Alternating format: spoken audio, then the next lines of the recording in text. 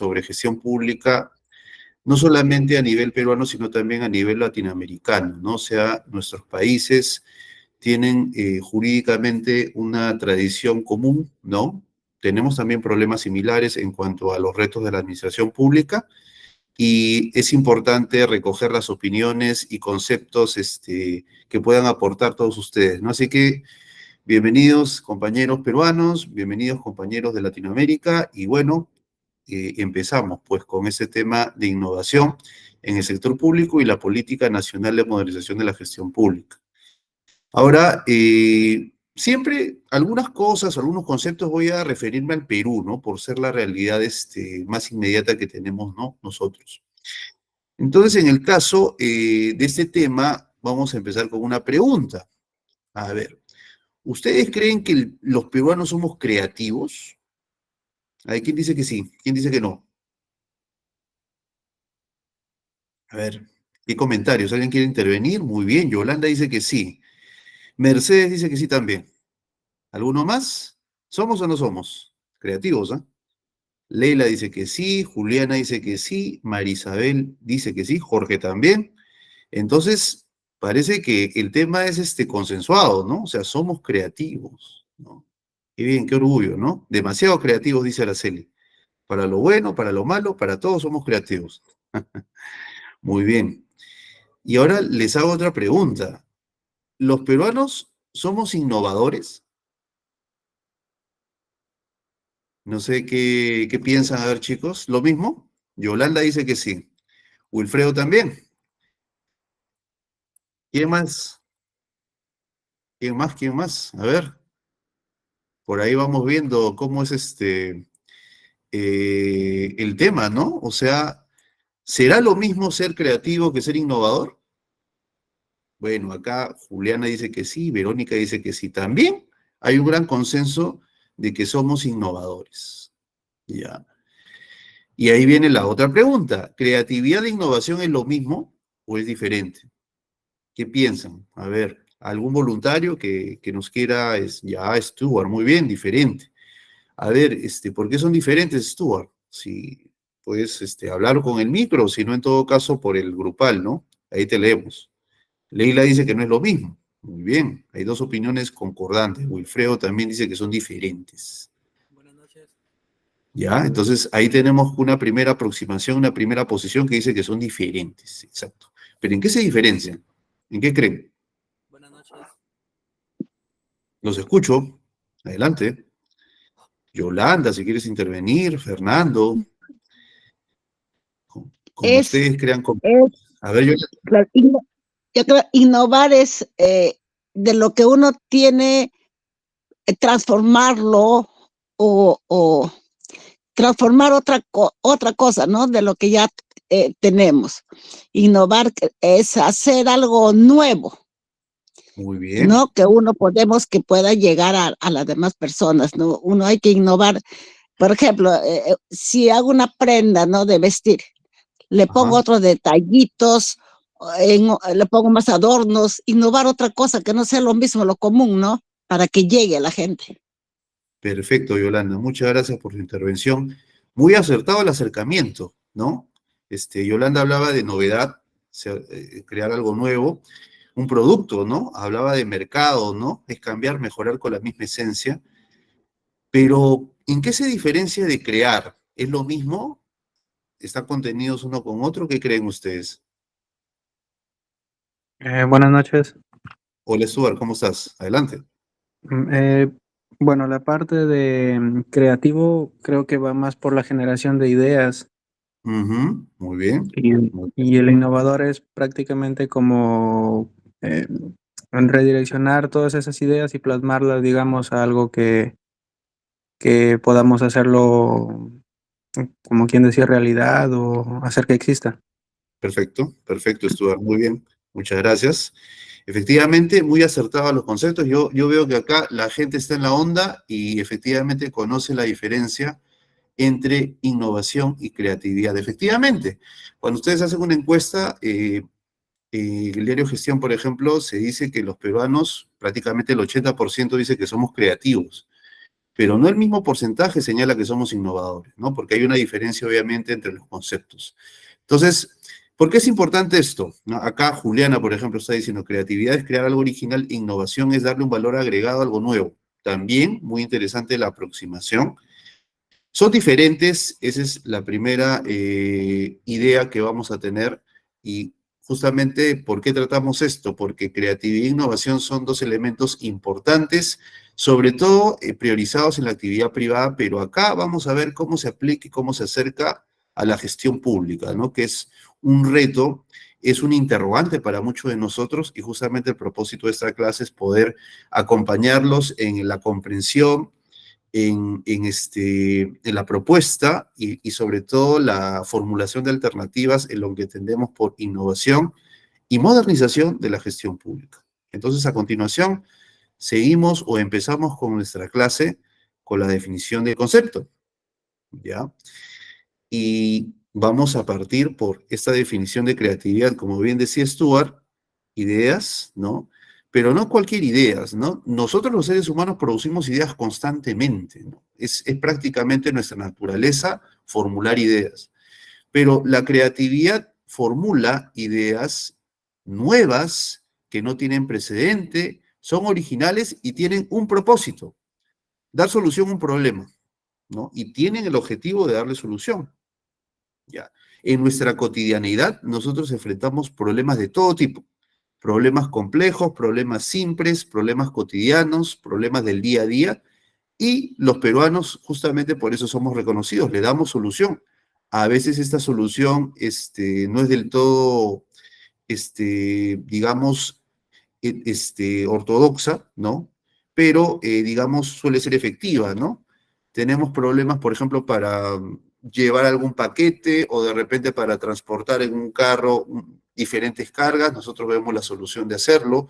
En el tema culinario experimentamos con platos, la cocina peruana es reconocida internacionalmente como una de las mejores del mundo, en gran parte por la experimentación y la tradición, ¿no? Que se juntan en esta alternativa. La creatividad, ojo, también puede ser artística, ¿no? Es la producción de pinturas, de arte, de escritura. Tenemos un premio Nobel, el escritor Mario Vargas Llosa es una persona obviamente muy creativa, que ha producido muchos textos nuevos, originales, y que obviamente han dado un nuevo aire al arte literario, ¿no?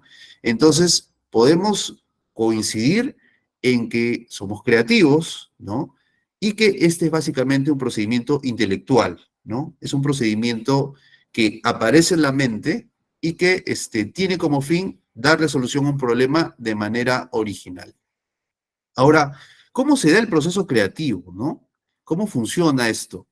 Entonces, nosotros acá vamos a ver de que el proceso creativo tiene una serie de condiciones, ¿no? Eso nos vamos a dar cuenta que nosotros también somos creativos cotidianamente. Por ejemplo, el primer presupuesto es que se requiere un contexto de fluidez, ¿no? Yo tengo un problema y mi primera reacción para darle solución va a ser una lluvia de ideas, ¿no? Necesito alternativas, necesito varias vías posibles para poder solucionar el problema, tanto pasadas como futuras, como alternativas. Y en ese proceso de lluvia de ideas, en esa fluidez, yo voy a identificar, voy a hacer dinámica mi facultad creativa, ¿no? El otro presupuesto es que yo tengo que ser sensible ante los problemas, ¿no? Porque yo obviamente no voy a iniciar un proceso creativo si no quiero darle solución a un problema. Entonces, el tema también parte de la iniciativa del creador de darle solución al problema, ¿no? Yo veo que, por ejemplo, quiero presentar un plato nuevo, ¿no? Un plato sumamente creativo, y me trazo como objetivo eso, ¿no? Me trazo como objetivo poder brindar una alternativa de solución a a una necesidad, en este caso culinaria, ¿no? Perdón un ratito.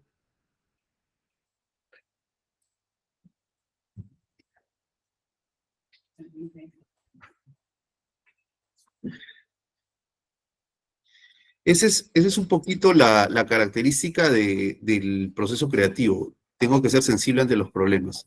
También, tiene que haber flexibilidad en las alternativas de solución que yo vaya identificando, ¿no? Porque puede darse el caso que yo tengo una propuesta, pero que no se adecue necesariamente a un entorno o requiera adecuaciones a los entornos donde se vaya a aplicar o donde yo vaya a solucionar mi problema. Entonces tiene que haber cierta flexibilidad, ¿no?, en la solución que yo estoy identificando. Y finalmente tienen que ser originales, o sea, no es una copia, no es, puede ser una adecuación creativa, una reinterpretación, pero definitivamente no puede ser una copia, si no, no estoy cumpliendo con los parámetros del proceso creativo. Entonces son estas 4 condiciones. Voy a recomendar a Silvia que esto sea pregunta de examen, ¿ya? La condición de fluidez, de sensibilidad ante los problemas, flexibilidad y originalidad me producen a mí los elementos necesarios para yo formular una idea creativa, ¿ya? Y ahora vamos a preguntarnos, ¿qué cosa es la innovación? La innovación es algo muy próximo a la creatividad, pero da un paso adelante, ¿ya? La OCDE, que es el organismo al cual queremos ingresar como país los peruanos, y que une a la mayoría de economías globales, define el concepto de innovación como la introducción de un producto, un proceso nuevo, pero con el objeto de ser exitoso en el mercado, ¿no? Con el objeto de tener un impacto económico. O sea, yo no soy innovador, digamos, el objetivo en este caso es poder tener éxito en un contexto económico, ¿no? Entonces, la creatividad, como les comentaba anteriormente, no necesariamente tiene esa restricción. La creatividad también puede limitarse a ser un proceso meramente intelectual, como justamente hablaba Stuart, ¿no? O sea, puede no emerger. Yo puedo haber sido creativo, puedo haber diseñado una propuesta y no se la cuento a nadie, ¿no? Y queda ahí, queda en mi idea. Puedo ser creativo para mí y no se lo digo a nadie. La innovación requiere la aplicación práctica de una novedad, tanto en un producto, tanto en un proceso, tanto en una propuesta que funcione en el mercado, que sea exitosa. Y esa es una exigencia mayor, porque a mí no me basta con ser creativo, sino que yo tengo que ser creativo y esa alternativa, esa propuesta tiene que ser exitosa en mi entorno. Entonces, eso es más difícil.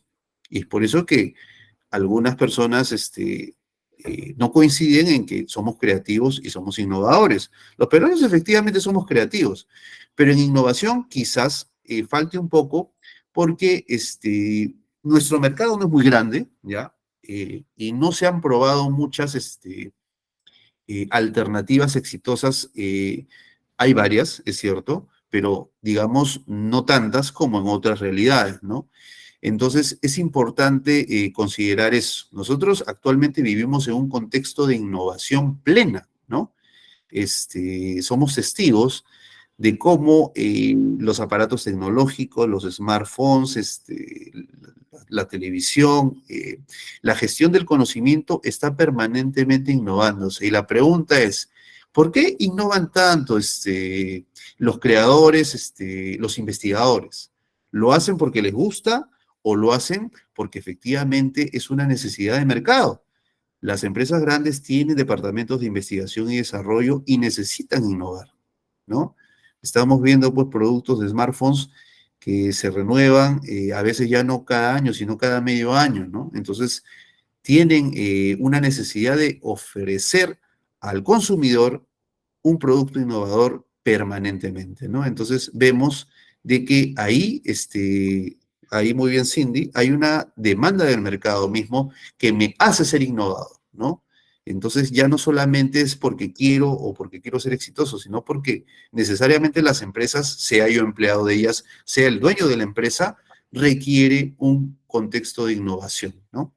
Entonces, espero que este concepto quede claro, ¿ya? La innovación es la introducción, la mejora en un producto, proceso o método de comercialización que es exitoso en el mercado, ¿ya?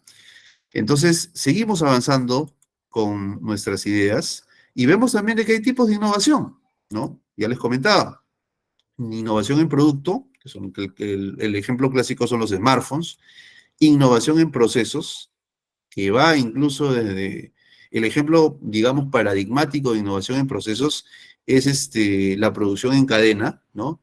Que empezó el inventor Ford, ¿no? Con los automóviles, que antes no existía, ¿no? O sea, el concepto de poder producir en cadena y en masa fue totalmente revolucionario en su tiempo, ¿no? Y volvió millonario a Ford y revolucionó la industria automotriz, ¿no?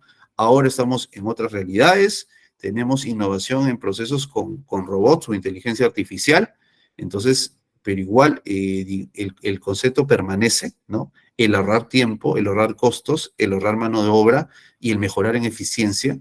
Y también la innovación organizacional, ¿no? Ahora los equipos de trabajo, las organizaciones ya no se manejan como antes, ¿no? Ya no es simplemente el trabajo que yo realizo, que voy a marco tarjeta y cumplo mis 8 horas, ¿no?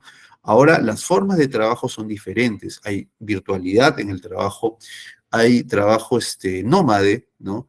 Hay trabajo estratégico que ya no requieren ni siquiera las 8 horas que antes nosotros nos imaginábamos que tenía que cumplir un trabajador, ¿no? Sino que ahora requiere intensidad y estrategia en el trabajo, ¿no? Y que el trabajador se sienta cómodo. Entonces, vemos que los parámetros se están trastocando en un contexto bastante innovador. La generación X, que es la generación de 15 a 29 años, justamente es una generación innovadora porque se ha criado o se ha creado en este contexto en el cual las exigencias son de ese tipo, el ser permanentemente innovador. Ahora bien, profesor, ¿por qué nos toca tanto estos conceptos? Bueno, porque finalmente estos conceptos van a ser empleados también en la gestión pública, aunque de una forma particular. Y viene la pregunta, ¿no? ¿Cómo se relaciona la creatividad con la innovación? Y esa es una pregunta de examen, ¿ah?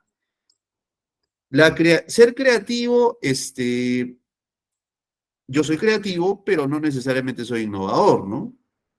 Ya. Pero si soy innovador, sí tengo que ser creativo. Ya. Entonces, esa es la primera pregunta que ustedes tienen que formularse y responderse de esa forma, ¿no? El proceso de innovación empieza, la primera fase del proceso de innovación es meramente creativa, ¿no? De ahí, la etapa de implementación y la etapa de éxito justamente ya tiene que ver con el mercado. Entonces, al inicio yo requiero ser creativo. Entonces, en este diagrama de flujo estamos viendo que justamente se sigue el mismo protocolo que la creatividad. Yo tengo un problema, no soy sensible ante los problemas, tengo la necesidad de solucionarlo, para lo cual tengo que ser original, y aplico la metodología de la creatividad. Fluidez, sensibilidad ante los problemas, dinamismo, flexibilidad y finalmente originalidad, ¿no? A través de esa metodología yo produzco una serie de ideas y las pruebo, las implemento y la más exitosa o la que tiene éxito en el mercado es la finalmente que se va a aplicar y va a desarrollarse y va a ser culminar con eso el flujo del procedimiento o el proceso de innovación, ¿no? Como les comentaba, el proceso de innovación principalmente se realiza en productos, en procesos y en diseños organizacionales, ¿no? Y es parte de las estrategias modernas de la empresa privada. Profesor, ¿y cómo lo aplica las entidades públicas? Justamente esa es materia de esta clase. Vamos a ver cómo las entidades públicas las aplican. Pero para eso vamos a tener que contextualizar un poco los elementos, los conceptos con los cuales vamos a trabajar el día de hoy. Los elementos principales son estos 3 conceptos: modernización, gestión pública y ciudadano. ¿Ya? Y vamos a tener en cuenta 2 tipos de contextos, el contexto global y el contexto nacional. ¿Qué entendemos por modernización? Me preguntarán. Por modernización vamos a entender un equivalente a innovación. ¿Ya? Yo, cuando hablo de un proceso de modernización de la gestión pública, estoy hablando de un proceso de innovación, de un proceso en el cual yo tengo que ser creativo, tengo que utilizar la metodología creativa, pero en este caso, el éxito del proceso creativo y de la innovación propiamente dicha no va a aplicarse en el mercado, sino va a aplicarse en la gestión pública. Me preguntarán, ¿y cómo así, profesor? En el mercado un proceso de innovación es exitoso cuando el producto se coloca, se sitúa y puede ser vendido, cuando el proceso ahorra costos, resulta y beneficia a la empresa privada, cuando el diseño organizacional logra una mejora y optimización de la entidad privada.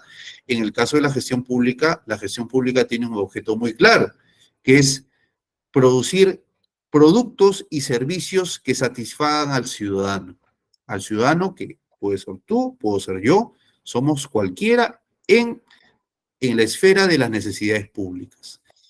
Cuando la gestión pública es innovadora, continuamente se reformula, se actualiza, mejora con el objeto, ¿no?, de lograr la satisfacción de las necesidades de los ciudadanos, la satisfacción de las necesidades públicas de los ciudadanos, ¿no? Y por necesidades públicas entendemos todos estos requerimientos que como ciudadanos debemos recibir: seguridad, salud, educación, ¿no?, fomento del empleo, ¿no?, trabajo digno, resguardo, entre otros aspectos de importancia para la gestión pública.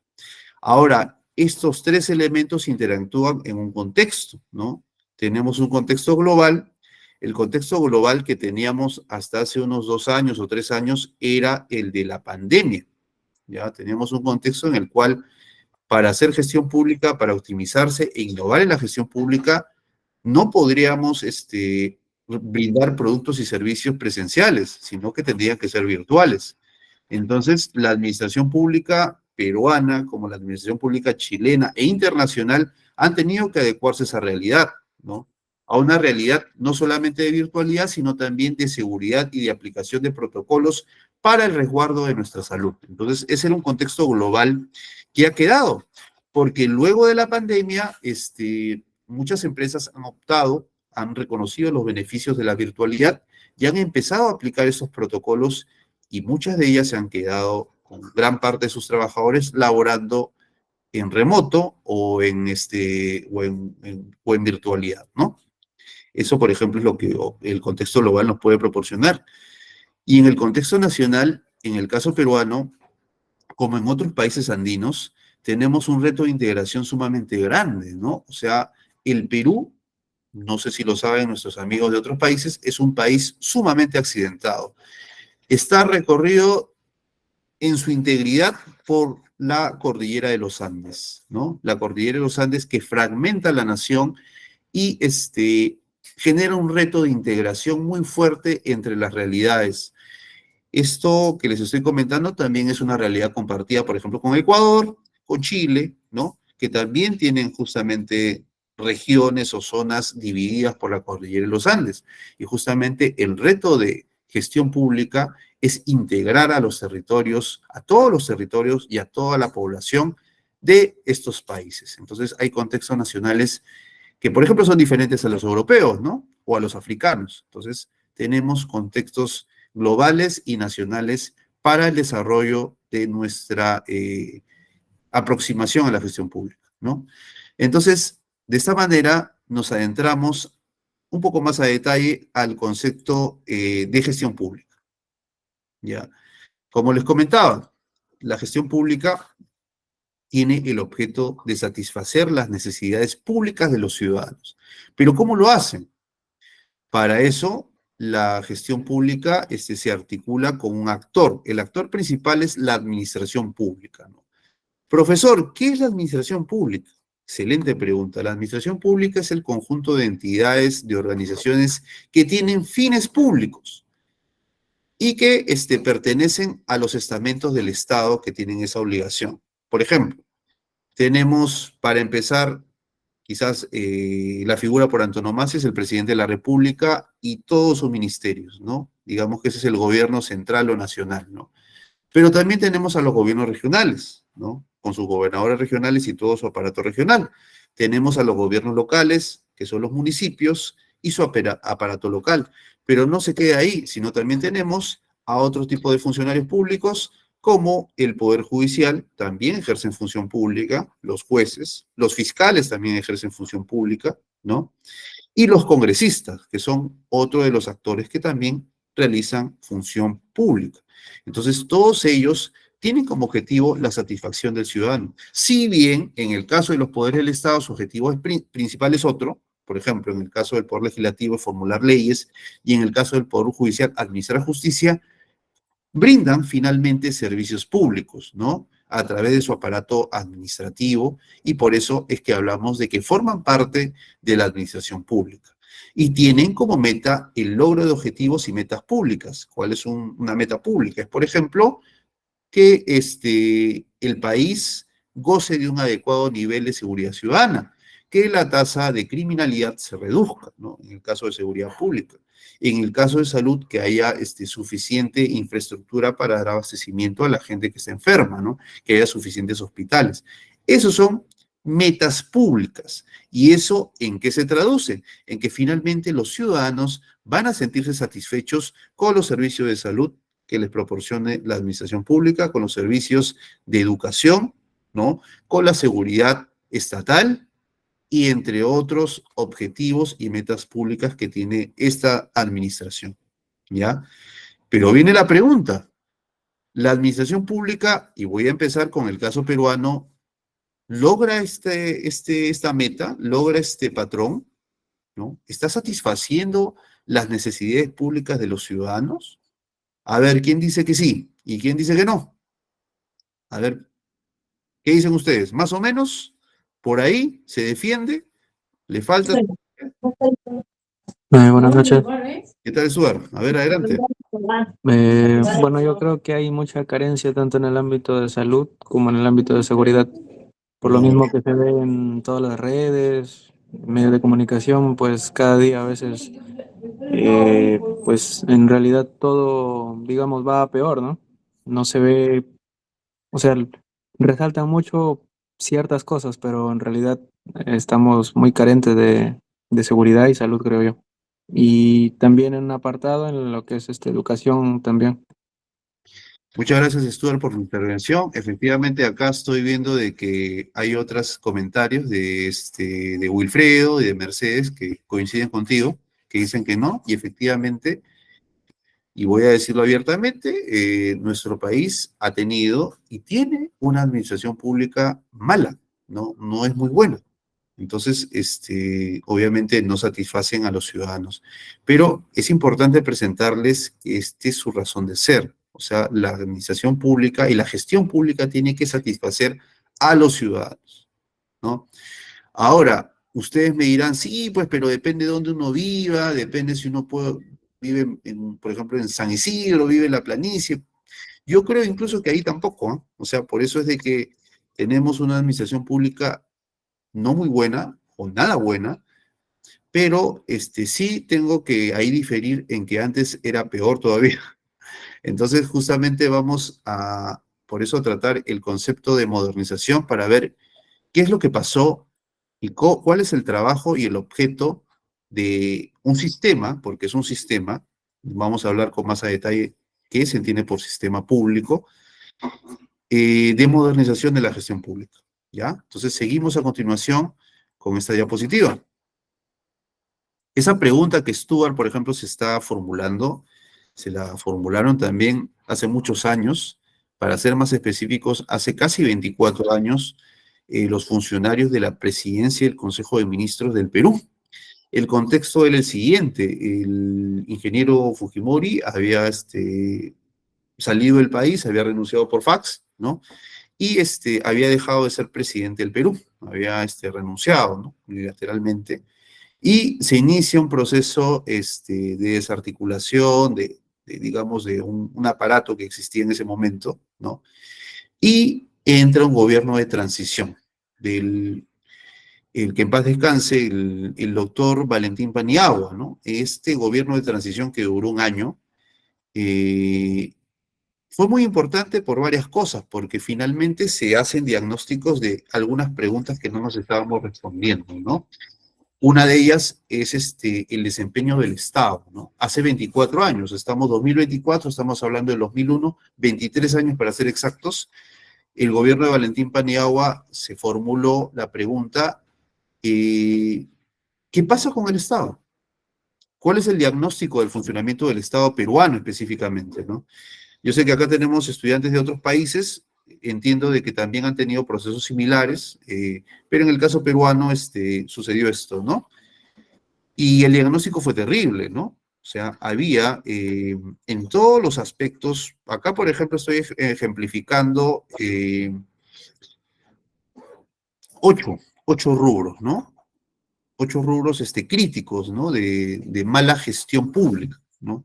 Empezamos, por ejemplo, por el tema de recursos humanos, digamos, el personal que está a cargo de gestionar los servicios públicos en el Perú estaba mal pagado, digamos, no tenía incentivos para poder trabajar como se debe ser, había diferentes regímenes desiguales, discriminatorios, eso por el lado de los recursos humanos. En el tema de infraestructura, hay una brecha importante de infraestructura, pero en ese momento era una brecha mayor.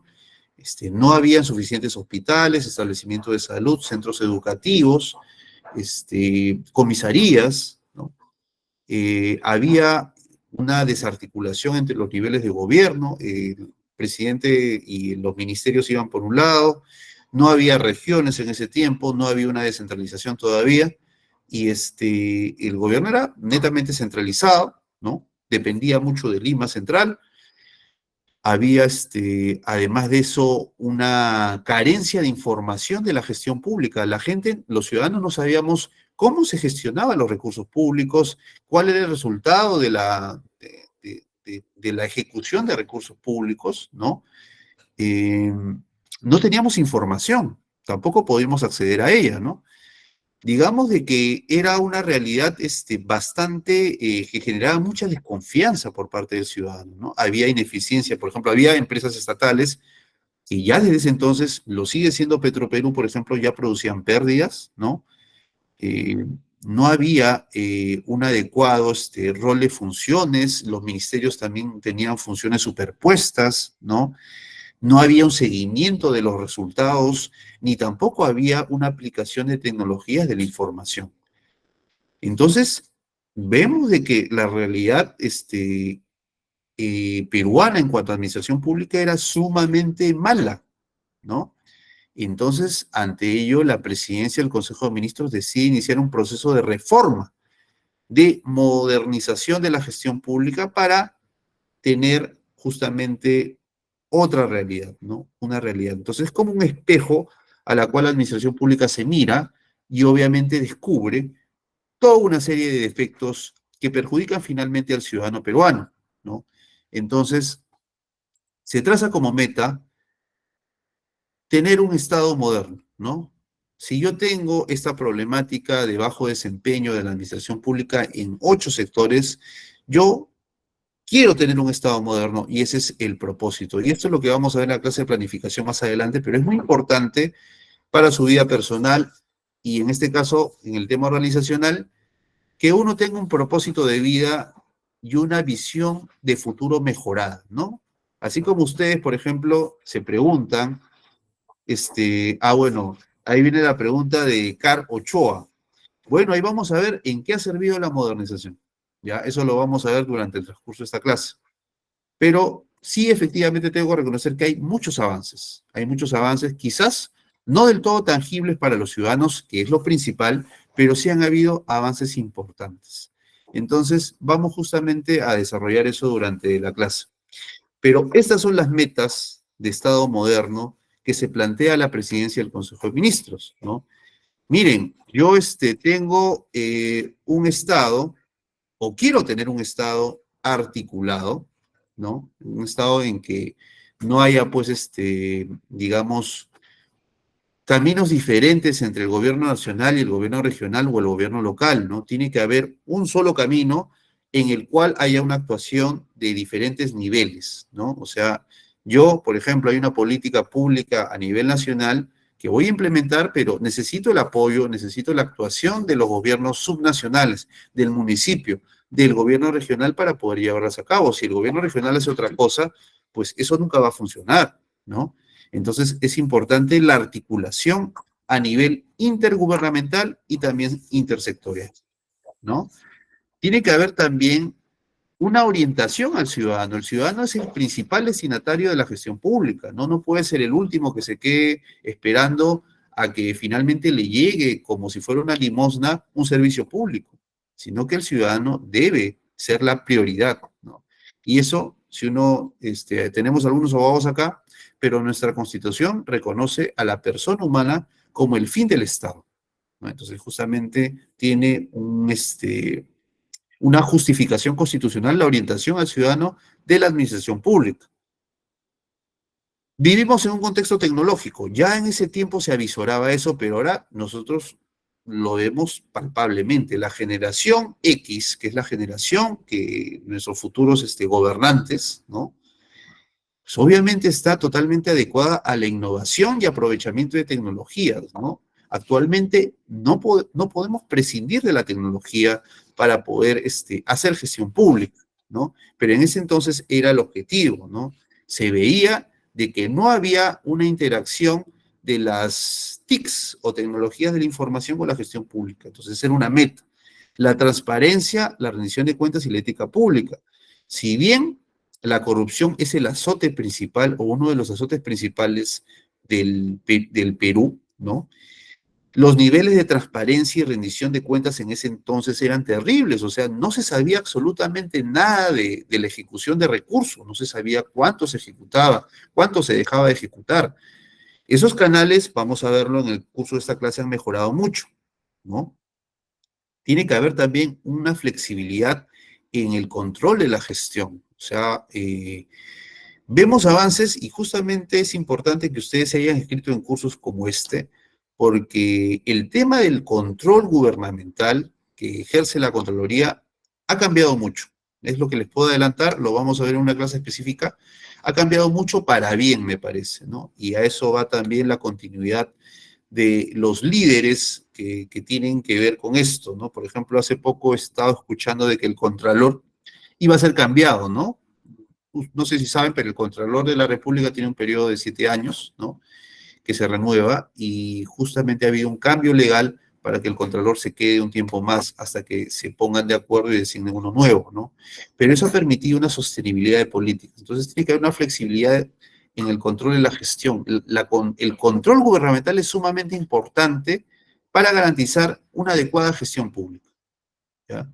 Y finalmente la sostenibilidad, que tiene que ver ya también con temas ambientales, ¿no? Con temas de aprovechamiento de recursos que son importantes. Somos un país que se sustenta en la extracción, por ejemplo, de minerales, en la producción agrícola, y justamente las acciones que tengamos que realizar tienen que ser sostenibles, no tienen que atentar ni contra el medio ambiente ni contra la sostenibilidad agrícola, ¿no? Finalmente, nos vamos a quedar en algún momento sin minerales, ¿no? Tarde o temprano. Esperemos que más tarde que temprano, pero necesitamos justamente por eso que esa extracción no perjudique, no merme nuestro país. Entonces es importante que haya una sostenibilidad de las acciones productivas también. Entonces, esa es la meta del Estado moderno, ¿no? Orientado al ciudadano, unitario, descentralizado, abierto e inclusivo. Esa es la meta que se pretende lograr. En ese entonces, la presidencia del Consejo de Ministros dice, ¿sabe qué? Vamos a estructurar eso. Y acá justamente hay una pequeña línea de tiempo, ¿no? La línea de tiempo de modernización de la gestión pública. Y esta es una evolución también, porque la primera mirada fue, oye, mira, acá tenemos una situación caótica, desastrosa, entonces vamos a empezar por tratar primero de transparentar, ¿no? La información pública, lo que hace el Estado, lo que hace el gobierno. Después, señalar de que es necesario modernizar las entidades públicas. No se pueden quedar como hasta ese momento, no tienen que adaptarse a los nuevos tiempos. Y ahora más que nunca cobra vigencia esa decisión, porque como nunca antes vivimos en un contexto de permanente modernización, algo que, por ejemplo, está vigente este año en tecnología, en conocimiento ya deja de estarlo el año siguiente. Lo mismo sucede con la gestión pública. Un conocimiento que se aplica a la ciudadanía puede quedar desfasado rápidamente. Entonces se requiere modernizarse e innovar permanentemente la forma de gestionar los recursos públicos en favor de los ciudadanos, ¿no? El tema del código de ética, ¿no? Antes no había un código de ética, que es algo modesto, pero involucró en este primer hito señalar que los burócratas, los funcionarios públicos y servidores públicos tienen parámetros de ética que si los incumplen pueden ser sancionados, ¿no? Si, por ejemplo, son imparciales, hacen proselitismo, incurren en nepotismo, pueden ser sancionados, ¿no? Entonces, es importante que haya un parámetro de código de ética, ¿no? En el tema, por ejemplo, de los servicios brindados al ciudadano, había muchos aspectos, muchos servicios que demoraban excesivamente, ¿no? Por ejemplo, yo quería sacar una licencia de funcionamiento, mi licencia de defensa civil, mis antecedentes penales, mis antecedentes policiales, demoraba muchísimo tiempo.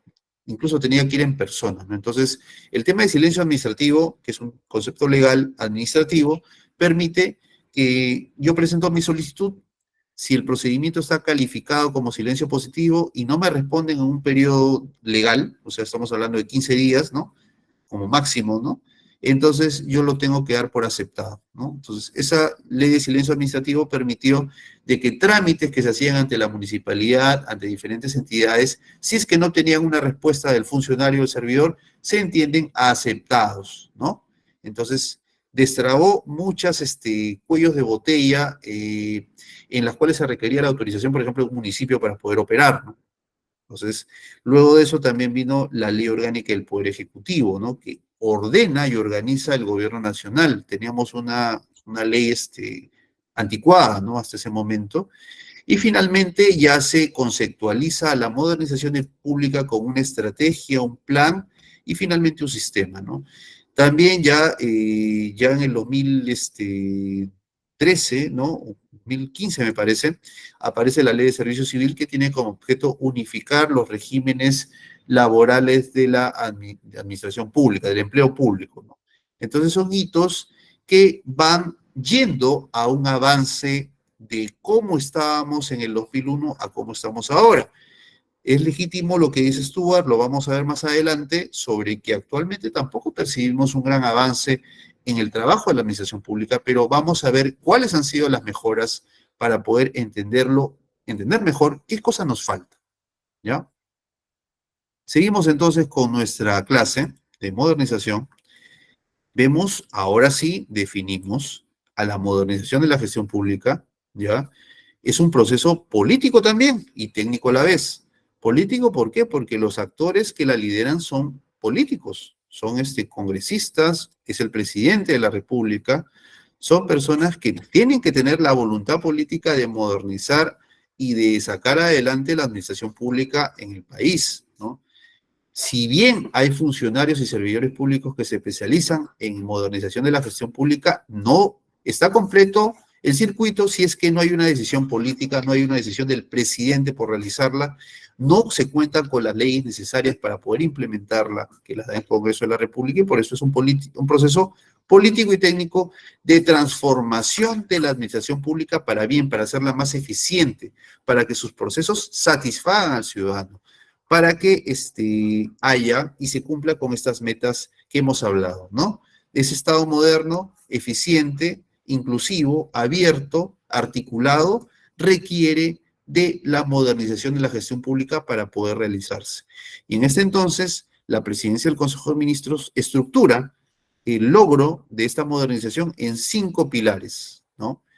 Y con ejes transversales, ¿no? Que es justamente lo que estamos viendo en la diapositiva. Pilares, pilar número 1, planificación, política, planeamiento. Pilar número 2, presupuesto por resultados. Pilar número 3, gestión de procesos, simplificación de procesos, reorganización institucional. Pilar número 4, servicio civil, ¿no? Y pilar número 5, sistema de información y gestión del conocimiento. Los ejes transversales, gobierno abierto, gobierno electrónico y articulación intergubernamental, ¿ya? Entonces, avanzamos entonces con esta diapositiva para hablar brevemente sobre cada uno de los pilares de la gestión pública, ¿no? Este es el pilar, esto lo vamos a desarrollar en la próxima clase, hacemos un adelanto con el tema de planeamiento estratégico. Les digo, el planeamiento es sumamente importante para poder edificar un objetivo, incluso a nivel personal, ¿no? Por ejemplo, le pregunto a Julia, le pregunto a Arián, oye, ¿cómo te ves de acá a 10 años? Muchos me dirán, sí, yo me veo pues en el extranjero, me veo un exitoso empresario o me veo enseñando en la universidad, ¿no? Cosas que no están ocurriendo ahora. Ese primer paso es el vislumbramiento de una realidad futura esperada, ¿no? O sea, yo tengo una meta, un objetivo que quiero lograr, ¿no? Me gustaría lograrlo, ¿no? Me gustaría ser, como estamos comentando, un empresario exitoso, un catedrático, digamos, una persona importante, ¿no? Pero para eso yo tengo que hacer diferentes acciones que me lleven a ese resultado. Entonces, de eso se trata el planeamiento, ¿no? A nivel personal es eso. A nivel empresarial es, yo quiero ser una empresa, quiero ser la empresa que se posicione en el mercado, que sea exitosa, que tenga adecuados niveles de venta, ¿no? Esa es la proyección. Y en la administración pública, quiero ser un Estado, una administración que satisfaga al ciudadano, que garantice que este ciudadano tenga adecuados servicios de salud, de educación, de seguridad, ¿no? Pero para eso se requiere lograr toda una serie de pasos previos, ¿ya? Ese es el objetivo a largo plazo. Los objetivos a largo plazo se trabajan también con metas al mediano y al corto plazo. De eso se trata el planeamiento estratégico, ¿no? Y se empieza por arriba. Yo primero empiezo formulando mi visión, mi forma de verme a largo plazo, mi objetivo. Las políticas nacionales, cómo me veo yo como país, como nación, cómo se ve el Perú de acá a 20 años, ¿no? Es un país donde ya no haya pobreza, ¿no? Eso es lo que podemos ver en el Acuerdo Nacional. Es un país que tenga a la población asegurada en su integridad, ¿no? Que sea totalmente alfabetizada. Esos son los objetivos del Acuerdo Nacional. La pregunta es, ¿qué nos falta para lograr eso?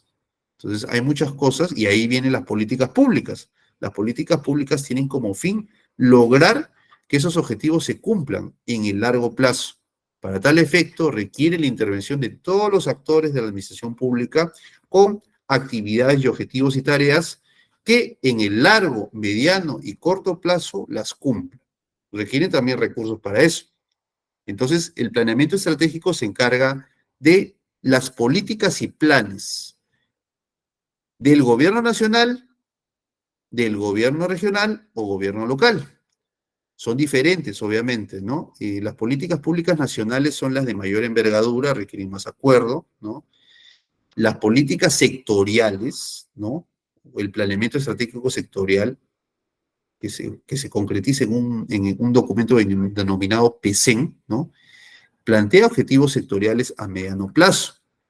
Los planes locales y regionales se plantean también a mediano plazo, pero tienen un valor agregado que es la adecuación territorial, ¿no? Y estos objetivos nacionales yo necesito aterrizarlos a mi realidad local y regional. Por ejemplo, yo estoy hablando de Cusco, entonces yo tengo en Cusco diferentes zonas, unas con más pobreza, otras con menos pobreza, yo tengo que tenerlas en cuenta, desafíos. ¿Cuántos hospitales hay en Cusco? Necesito más hospitales, necesito más centros educativos. Tengo problemas de integración con las carreteras, necesito más vías. Entonces, el know-how de estos planes regionales y locales es la adecuación territorial, ¿no? Y finalmente tengo los planes institucionales, que son de los pliegos presupuestarios, y los planes operativos institucionales, que son de todas las entidades públicas, incluso programas y proyectos, ¿no? Todo esto unido nos proporciona una visión a futuro de la administración pública, ¿ya? Entonces, el líder o quien acompaña técnicamente en este proceso de modernización, de planeamiento estratégico, es un organismo denominado CEPLAN, Centro de Planeamiento Estratégico Nacional, ¿ya? Que está adscrito a la presidencia del Consejo de Ministros. Esto con más detalle lo vamos a ver en la próxima clase, pero es el primer pilar para lograr el resultado de Estado moderno que hemos hablado hace un ratito. El segundo pilar, ¿cuál es? El presupuesto por resultados. Profesor, ¿qué cosa es presupuesto por resultados? Bueno, les cuento. Los presupuestos o el presupuesto en el caso peruano casi siempre ha sido asignado en un entorno de austeridad, ¿no? Te asignaban poquito dinero, más o menos ejecutado lo que habías ejecutado el año pasado, pero no había forma de verificar que tú estés ejecutando esos recursos en metas concretas, ¿no? El presupuesto por resultados a través de esta iniciativa que son los programas presupuestales, tiene como objeto cumplir metas, ¿no? Entonces, por ejemplo, un programa presupuestal que tiene un objetivo, ¿no? De solucionar un problema público. Un programa presupuestal, por ejemplo, es reducción de cáncer, ¿no? De cáncer de cuello uterino. Entonces, este programa tiene como objeto hacer tamizajes, hacer pruebas a mujeres en edad de riesgo para ver si tienen inicios de cáncer, precáncer, para ver si van a un tratamiento. Entonces, ese es el objetivo. Entonces, las personas que trabajan en este programa presupuestal se abocan justamente a hacer estos tamizajes, ¿no? ¿Qué pasa si no los hacen? ¿Qué pasa si no han comprado las pruebas, si no las realizan? Pues no se asigna el presupuesto el año que viene para esa actividad. Entonces, porque no se ha cumplido la meta. Entonces, ese es el objeto de un programa presupuestal, ese es el objeto de un presupuesto por resultados. A mí me asignan presupuestos si yo cumplo la meta. Yo, si no lo he hecho, no puedo pedir el presupuesto para el año que viene y mucho menos puedo pedir un incremento. Entonces, el objeto del programa presupuestal es justamente sustentar y validar que me están dando dinero siempre y cuando yo ejecute y cumple las metas, ¿no?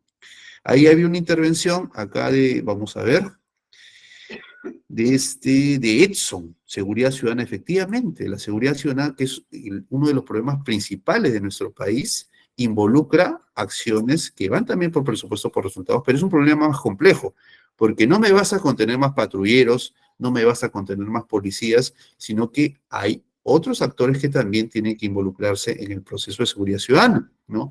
Está también las municipalidades, ¿no? Están también el alumbramiento público, está también la vigilancia ciudadana.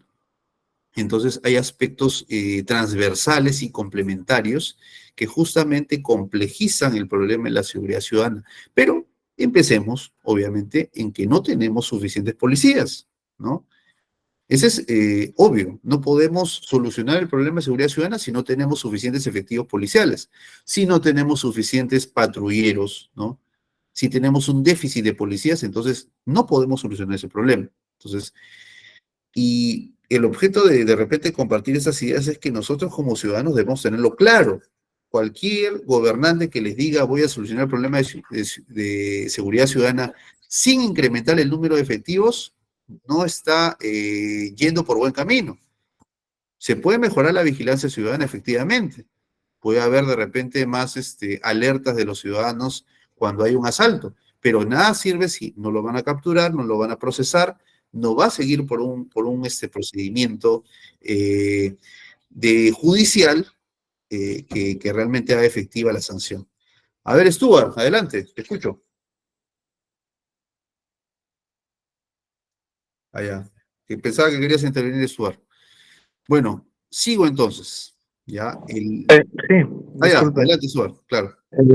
Bueno, muy aparte de lo que usted comenta, bueno, tuve la oportunidad de hacer unas prácticas ya para finalizar la universidad y estuve en una municipalidad en el área de tesorería Ajá. y pues la jefa de área, bueno, que en ese tiempo era, digamos, directamente mía, pues me comentó de que, o sea, los presupuestos se dan para las municipalidades y diversos, pero muchas veces no lo gestionan y pues termina devolviéndose, digamos, todo ese presupuesto dado, se termina devolviendo en su totalidad, porque no se hizo uso de eso.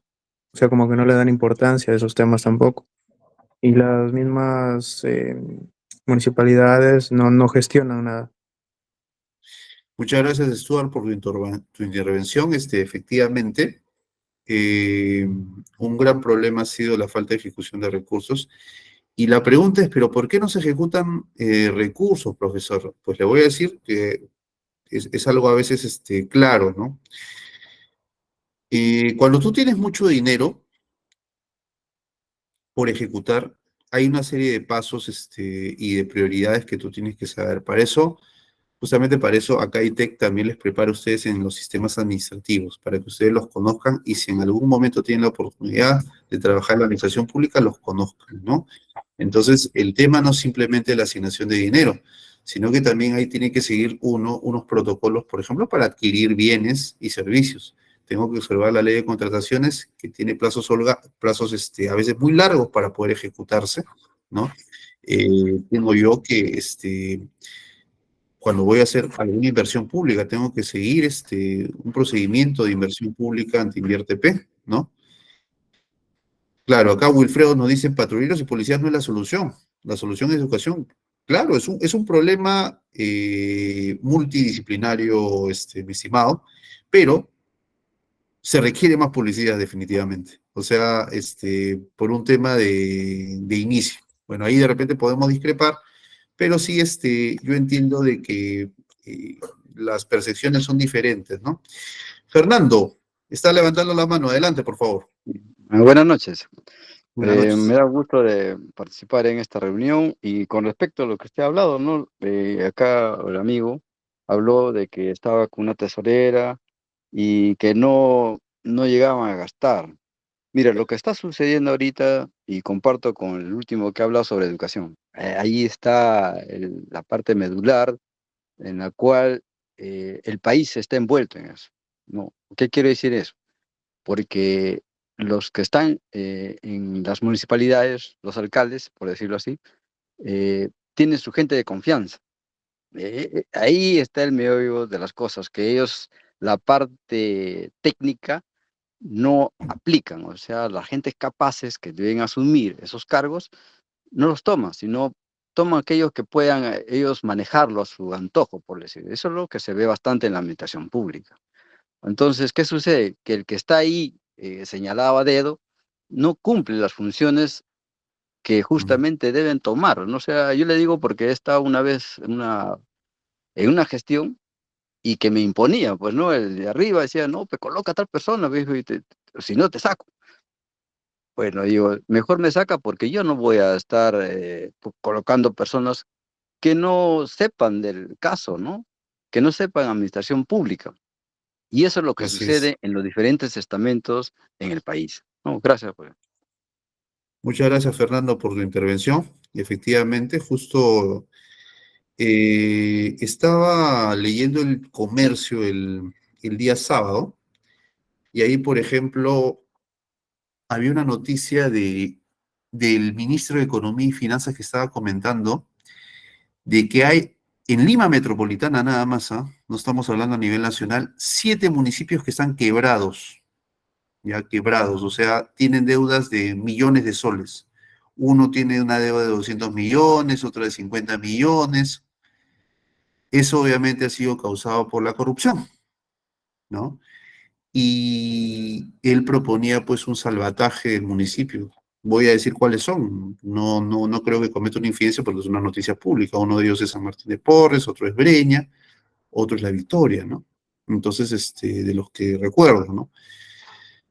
La solución a veces no simplemente es un salvataje, ¿no? Sino que finalmente cuando hay una situación de insolvencia o de quiebre de una municipalidad que no puede por estas deudas atender las necesidades básicas de sus ciudadanos, es porque ha habido un terrible acto de corrupción, ¿no? Y que a veces queda impune, ¿no? No hay suficientes estímulos para poder sancionarlos, ¿no? Hay una terrible falta de control gubernamental también, y sobre todo, como decía Fernando, hay una gran rotación en los gobiernos locales de los servidores públicos, cosa que no debería haber, ¿no? Así como en otras instancias, la administración pública es un trabajo especializado, ¿no? No es un trabajo, digamos, que uno pueda aprender rápidamente. Yo puedo aprender rápidamente los sistemas, ¿no? Pero el ser especialista, por ejemplo, el ser responsable del tesoro, del tesoro público de un municipio, involucra años de preparación, ¿no? no voy a hacerlo porque me preparé, digamos, rápidamente, ¿no? Sino que requiere un manejo y eficiencia, ¿no? Entonces, hay algunos puestos de responsabilidad, obviamente yo puedo ingresar a la administración pública trabajando, pero no a cargos de responsabilidad, sino tener la preparación adecuada, eso es irresponsable. Entonces, hay prácticas que justamente se han dado y que justamente han tenido como resultado este tipo de situaciones, ¿no? Bueno, cerrando el paréntesis, entonces seguimos con los pilares, el tercer pilar, que es la gestión por procesos, la simplificación administrativa y la organización institucional. ¿Qué es la gestión por procesos? Les cuento, ¿ya? Lo que pasa es que antes la administración pública tenía una función permanente, ¿no? Y la gestión por procesos ha logrado, la mayoría de entidades públicas ahora se rige por la gestión por procesos, que uno se dé el trabajo de definir cuáles son mis procesos principales, ¿no? Por ejemplo, hay un programa que se llama el programa Juntos, ¿no? Que es un programa que da incentivos dinerarios a las personas que en situación de pobreza, ¿no?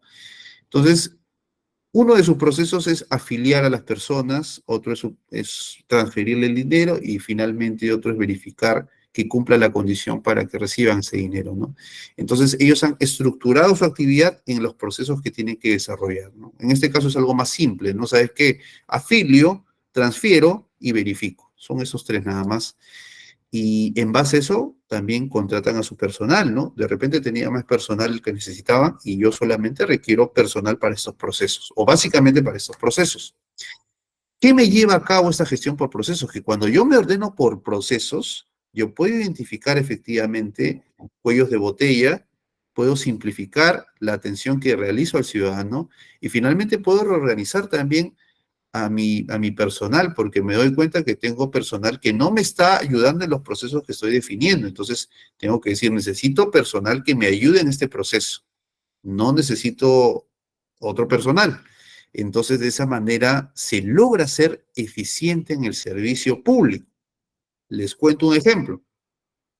Hace algunos años, para sacar antecedentes policiales, yo tenía que irme presencialmente a una dependencia del Ministerio del Interior, hacer el trámite, presentar mi DNI y esperar aproximadamente una semana para que me den el certificado de antecedentes policiales. Ahora, también por el contexto global, por la pandemia, se puede hacer virtualmente y puedo obtener mis antecedentes policiales en 2 o 3 horas, ¿no? ¿Qué es lo que ocurrió ahí? Simplificación administrativa, ¿no? Se ha definido el proceso, quiénes son los actores, cómo se puede realizar, se ha utilizado tecnologías de la información y finalmente se ha logrado ahorrar el tiempo para un trámite muy necesario en diferentes actividades que realizamos, ¿no? Entonces, ese es un ejemplo de gestión por procesos óptima y así como ese hay muchos otros procesos más. La administración pública, señores, brinda bienes y servicios en una enorme cantidad, ¿no? Entonces, hasta acá estamos dando algunos ejemplos. Pero si nos ponemos a pensar, vamos a ver que muchos de ellos han cambiado. Ahora, ¿cuál es el detalle? Que nuestra sociedad va en permanente cambio, por eso es que a veces se quedan desfasados. Eso es lo que hay que recordar siempre cuando hablamos de modernización e innovación de la gestión pública, que nunca es suficiente, siempre hay que estar innovándose y mejorando.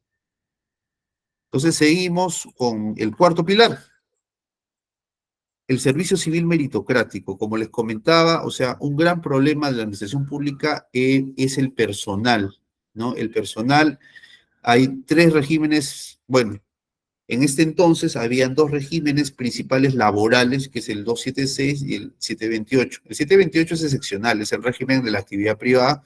Para algunas entidades públicas, digamos que han podido adecuarse a este régimen, ¿no? Pero no es la mayoría. Y el grueso de colaboradores está bajo el régimen 276, que no paga mucho, no tiene muchos incentivos, y justamente por eso es de que los empleados públicos no se abocan como deberían a estos roles y estos nuevos retos, ¿no? Entonces surgió un régimen con el gobierno de Alan García, el régimen CAS, ¿no? Que subió un poco más los sueldos a esos trabajadores, pero no les daba beneficios sociales. Total, habían o coexistían personas que realizaban labores equivalentes, pero ganaban diferentes sueldos, ¿no? Entonces, era un desorden laboral, todavía lo sigue siendo porque no se ha implementado del todo todavía la reforma del servicio civil. La reforma del servicio civil tiene como objeto integrar esos tres regímenes principales del empleo público en uno solo, donde ya tengan incentivos, tengan 14 sueldos, tengan beneficios sociales, tengan permanencia, ¿no? Pero sean evaluados permanentemente, sean optimizados y capacitados. Ese servicio civil meritocrático que está en implementación, que incluso ha estado en riesgo de desaparecer porque hay un,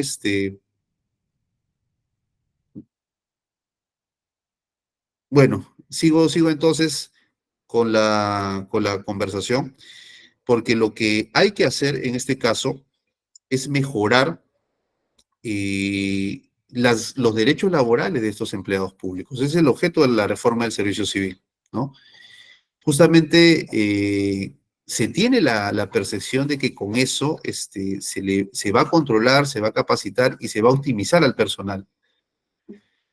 Entonces, lo que nosotros estamos aquí logrando es explicar un poco más estas iniciativas que finalmente se están planteando, ¿no? Ahora, recientemente hay varios congresistas que han querido eliminar la reforma del servicio civil, señalando que no funcionó efectivamente. El tema de servir ya lleva muchos años, ¿no? Ya lleva casi 10 años en proceso de implementación y todavía no termina de adecuarse. Efectivamente, había negligencia y deficiencias en la conducción de esta reforma. Pero creo que es un error, desde mi punto de vista personal, desaparecer esta iniciativa y volver a la foja cero porque nos haría retroceder más de 10 años, me parece, ¿no? En un aspecto importante de avance, de identificación y sobre todo de iniciativa de admisión y de evaluación del personal que brinda servicio público a todos los peruanos, ¿no? Seguimos entonces con el quinto pilar, ¿no?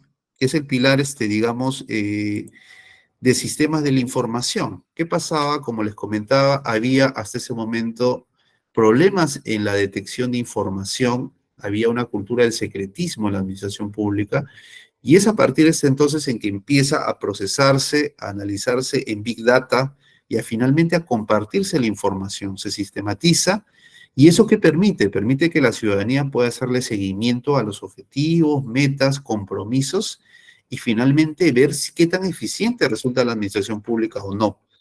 Entonces, con la irrupción de las tecnologías de información y las TICs, entonces ya podemos decir de que muchos de nosotros ya podemos hacerle seguimiento a la labor que realizan muchas entidades públicas, sobre todo el gobierno nacional. Hay un tema pendiente con los gobiernos regionales y locales, y yo entiendo que desde el punto de vista de presupuesto sí se puede hacer, pero hay algunos otros aspectos que no. Entonces, el objetivo es de que esta gestión del conocimiento sea integral y total para que nosotros como ciudadanos podamos consultar, fiscalizar y cuestionar aspectos que no se están llevando, no se están cumpliendo y que finalmente nos afectan a todos como ciudadanos, ¿no? Bueno, entonces, estos son los 5 pilares que hemos estado viendo. Hay ejes transversales aquí también. El gobierno abierto, como les decía, la transparencia es lo que debe informar a todos estos pilares, ¿no? Debe haber, cuando un ciudadano pide información, siempre tiene que haber accesibilidad a la misma, ¿no? Remitirse de manera completa, ¿no? Facilitar el acceso a esta. El gobierno electrónico que sigue implementando, la mayoría de ministerios en el gobierno nacional ya tienen un sistema virtual, ¿no? En eso ayudó mucho la pandemia, ¿no? Se ha mejorado la información que se brinda al ciudadano, ¿no? Y se ha incrementado también la transparencia. Y finalmente la articulación interinstitucional, que por ejemplo se hace a través del planeamiento estratégico, ¿no? Ahora los planes, gobiernos regionales, gobiernos locales, deben estar articulados, no debe decir uno un objetivo que se contradice con el del gobierno nacional, sino que tienen que estar alineados, y de eso se encarga justamente ese plan, ¿no? En el tema del planeamiento estratégico. Y también debe haber mecanismos efectivos de coordinación entre estos niveles verticales y horizontales, ¿no? Horizontales a nivel sectorial, verticales a nivel de gobierno nacional, regional y local, ¿no? Estos son los ejes transversales, estimados compañeros. Y ahora sí, nos vamos a un ejemplo práctico, ¿ya? un ejemplo de actualidad, el caso de Roberto, ¿no? Roberto es un niño de 8 años cusqueño, ¿no? Que vive en la comunidad de Corimarca, en el Cusco, ¿no? ¿Qué pasa con Roberto? ¿Cuál es el problema que tiene, el problema público? Bueno, Roberto no tiene luz en Corimarca, ¿no? Tampoco tiene internet y además Roberto, como niño, sufre de anemia, ¿no? Esta situación ha afectado su rendimiento escolar. Además, debe caminar 3 horas para poder llegar a su colegio, ¿no? Y lo hace porque sus papás trabajan en la escuela. Entonces vemos la problemática de Roberto, que no solamente la sufre él, sino la sufre la mayoría de niños de la comunidad de Corimarca, ¿no? Y viene la pregunta para la administración pública, ¿no? A ver, acá tenemos un problema público, un problema ante el cual debemos ser sensibles, debemos trabajar con fluidez, con flexibilidad y originalidad. ¿Cómo solucionar el problema de Roberto? ¿No? Entonces se le pregunta esto a los funcionarios públicos. Primero, identificar el problema, ¿no? Vamos a partir de, en este ejemplo, del caso educativo, ¿no? El problema, del punto de vista educativo, es que Roberto tiene bajo rendimiento escolar, ¿no? O sea, no está pasando las pruebas adecuadamente que, por ejemplo, se le da a los niños de 8 años, ¿no? Y eso tiene indicadores finalmente internacionales, ¿no? Entonces, vemos de que este problema que tiene Roberto también se generaliza en su comunidad y los estudiantes de educación básica regular en el ámbito rural, en su mayoría, o sea, no solamente de Roberto, sino de la mayoría de niños que viven en las zonas rurales, tienen resultados de aprendizaje menores que el ámbito urbano. O sea, mejor rendimiento tienen los niños de ciudad, menor rendimiento tienen los niños de zonas rurales. ¿Eso qué significa? Que yo por el hecho de estar en una zona rural, voy a rendir menos. Entonces, ¿y eso por qué? Porque hay una serie de carencias que tiene Roberto, ¿no? No tiene un colegio cercano, los docentes tampoco están disponibles para él, ¿no? Materiales educativos, no dispone de materiales educativos, de equipamiento educativo, no ha sido bien alimentado saludablemente y por eso tiene anemia y tampoco tiene las vacunas necesarias para que un niño de su edad pueda gozar de salud adecuada, ¿no? Entonces, ante este problema, ¿qué plantear? Lo primero en el diagnóstico es de que hay muchas entidades públicas que realizan servicios por separado o de manera dispersa, ¿no? Hay unas que, por ejemplo, Provías Rural se aboca a la implementación de vías, Jaliwarma se aboca al otorgamiento de desayunos escolares, ¿no? El Ministerio de Salud o las DISAS y DIRESAS a la vacunación en campañas, y finalmente, digamos, hay otros organismos o entidades que también brindan apoyo. Pero ¿cómo mejorarlo, no? Si sabemos que hay servicios, pero ¿por qué a pesar de eso no sigue mejorando la ventaja pública o el problema público que se ha puesto con el caso de Roberto? Porque están desintegrados, ¿no? Porque finalmente Roberto puede tener un colegio, pero el colegio está muy alejado, ¿no? No desayuna. Entonces se requiere un modelo de servicio educativo. Entonces, si yo quiero mejorar el rendimiento, tengo que tener un modelo y este modelo tiene que tener en cuenta el territorio, ¿no? Porque yo puedo tener mi colegio, puedo tener mis desayunos, pero los niños no llegan porque están muy lejos, ¿no? Entonces tengo que saber, como director educativo, como director regional de educación, en qué colegios mis estudiantes se demoran más tiempo para llegar, ¿no? Entonces, eso se llama adecuación territorial, ¿no? Entonces, yo tengo mi modelo educativo y mi modelo educativo tiene que tener en cuenta eso y tiene que tener en cuenta que también tiene que brindar integralmente los servicios que requieren los niños, ¿no? En ese colegio tiene que darse los desayunos, en ese colegio se tienen que aplicar las vacunas, en ese colegio tiene que proporcionarse, digamos, material educativo, tiene que tener internet para que ellos puedan, si es que hay un problema en sus comunidades, tener la posibilidad de contar con ese conglomerado de servicios en su centro educativo, ¿no? Y tienen que haber más centros educativos con esa oferta. Entonces, eso es lo que ocurre en la fluidez del proceso creativo, ¿no? Los señores se ponen a pensar y llegan a la solución de que el modelo tiene que ser integrado, ¿no? Y tiene que ser adaptado al nivel territorial. Entonces, siguen avanzando en esa alternativa de solución que quieren plantear y se dan cuenta del problema público. Sabes que hay bienes y servicios y regulaciones que no responden a la expectativa de los ciudadanos y se requiere engarzarlos, se requiere que la administración pública sirva a las personas, ¿no? Sea efectiva en ese sentido, ¿no? Entonces, en ese esfuerzo se formula una propuesta creativa, ¿no? Esa propuesta creativa, que si funciona va a llegar a ser innovadora, involucra una política pública en el cual el Ministerio de Educación, rector del tema educativo, plantea una estrategia de intervención donde se ofrecen bienes y servicios integrados. ¿Qué significa eso? Que los sectores van a estar alineados a este modelo donde va a intervenir Jaliwarma, que es otro sector, que es el MIDIS, va a intervenir el Ministerio de Salud, va a intervenir si hay problemas de agua, desagüe, también vivienda, construcción y saneamiento, y obviamente los gobiernos regionales y locales como aliados para poder ofrecer bienes y servicios integrados, ¿no? De ser el caso también transporte, ¿no? Y la gestión interna se formula a través de sistemas administrativos y la meta es el que Roberto y sus compañeros puedan incrementar su rendimiento académico, ¿no? Y el resultado se vea en un incremento del rendimiento académico de los niños del ámbito rural, ¿no? Esa es la propuesta. Si funciona, hasta ahorita creativa. Si funciona, es innovadora. Entonces, en eso se plantea la propuesta y se plantea ahora sí las políticas de modernización, teniendo en cuenta como centro las personas, ¿ya? Y la necesidad de articularse, ¿no? Porque los sectores no son islas, sino que tienen que articularse, tiene que haber un coordinador, tiene que haber un decisor, tiene que haber un prestador, ¿no? Y finalmente todos ellos van a unirse y articularse para poder ser efectivos en el bien o servicio público que se tiene que proporcionar a la persona que lo necesita.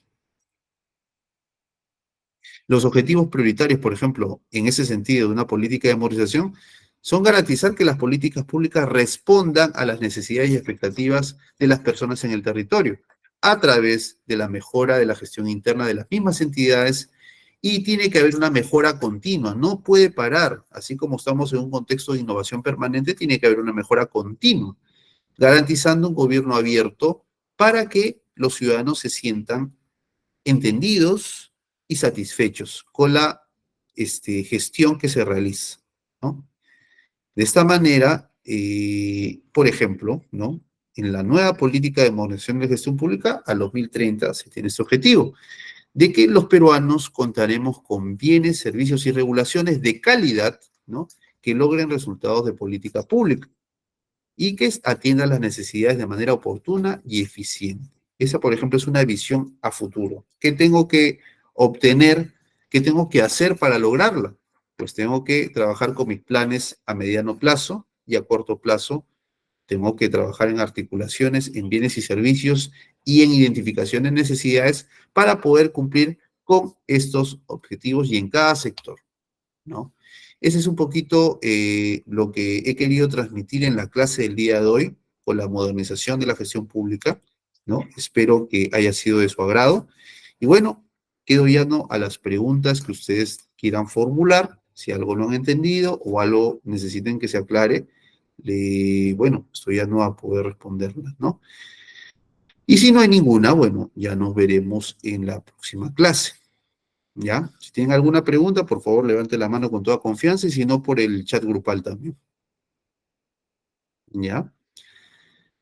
Y si no, muchas gracias, Edson. Muchas gracias, Jorge. ¿Ya? Nos vemos la siguiente clase. Muchas gracias. Gracias, me agradecido. Gracias.